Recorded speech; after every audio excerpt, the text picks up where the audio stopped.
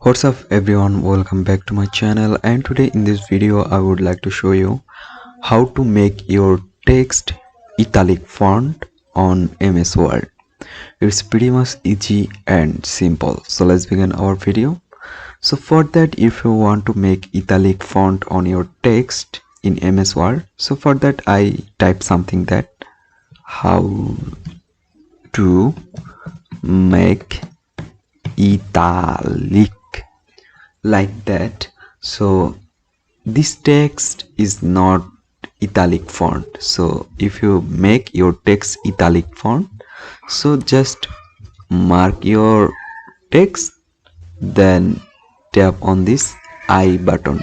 There you can see I, just click it, then you can see your text already italic font. So in this way you can make your text italic font on MS Word very easily. So hope guys this video can help you. Don't forget to like and subscribe my channel. Thank you everyone for watching this video.